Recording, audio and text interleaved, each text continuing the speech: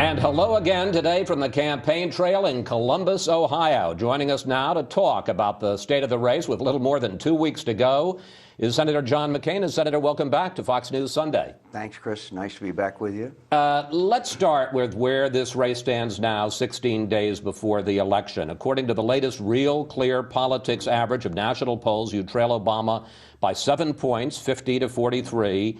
And take a look at the latest electoral map from Karl Rove based on public state polls.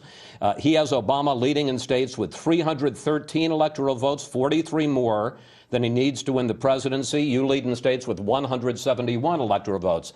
Senator McCain, aren't you in a world of trouble? All right, look, first of all, their polls this morning, reliable. Zogby, Rasmussen, Gallup, all those that show us in the margin of error or somewhat behind. Are we behind? Sure. I'm the underdog. I've been the underdog in a number of races, and we're very happy with the way the campaign is going. I'm very happy with the debate went there the other night. And look, I've been on enough campaigns, my friend, to sense enthusiasm and momentum. And we've got it. And I don't have to look at polls, but the polling numbers have closed dramatically in the last few days.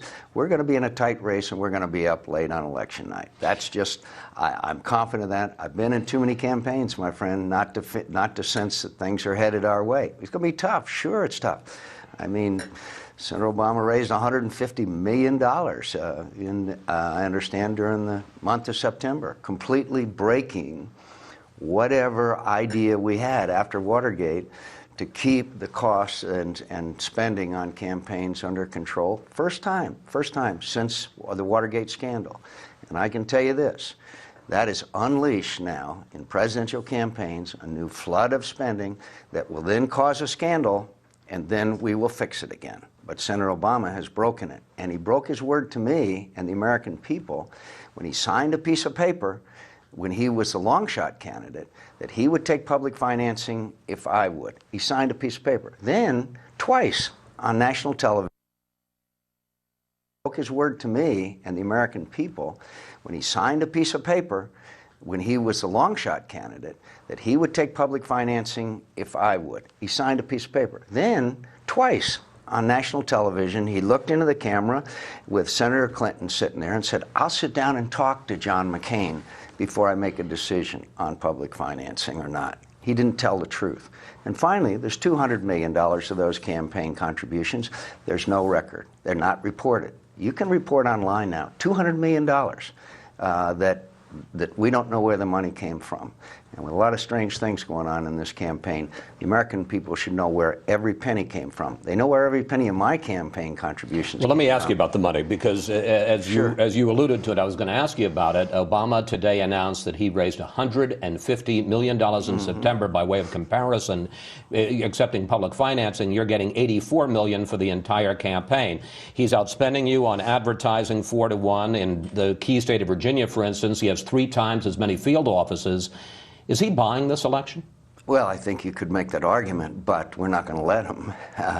We're not going to let that happen. But what I worry about is future elections, too. Not only mine, I worry obviously most about mine at the moment, but what's going to happen the next time around, 4 years from now? What's going to happen, particularly if you've got an incumbent president and we no longer stick to the the public financing, which was a result of the Watergate scandal. So what's going to happen? The dam is broken. We're now going to see huge amounts of money coming into political campaigns, and we know history tells us that always leads to scandal. But Senator, you said in the last debate, and you've mentioned it again here today, you compared it to Richard Nixon's spending in Watergate. As best I can, but this is the greatest amount of spending in a presidential campaign since Nixon and Watergate. As best I can tell, he's not doing anything illegal. And I know the thing you're talking about, which is $200 contributions, he's not listing on his website. He doesn't have to. No, he doesn't have to. But here's a campaign that pledged full disclosure, change of direction, and all of those things. And technology allows us to, we don't have any trouble reporting. But are you suggesting there's anything illegal or improper? No. I'm saying that history shows us where unlimited amounts of money are in political campaigns, it leads to scandal. I'm not comparing it with, I'm saying this is the first since the Watergate scandal that any candidate for President of the United States, a major party candidate, has broken the pledge to take public financing. We enacted those reforms because of that scandal. We know that when you have unlimited amounts of money, in this case $200 million unreported, and there's already been stories of people who have made small contributions multiple times and all that, I'm saying it's laying a predicate for the future that can be very dangerous. History has shown that.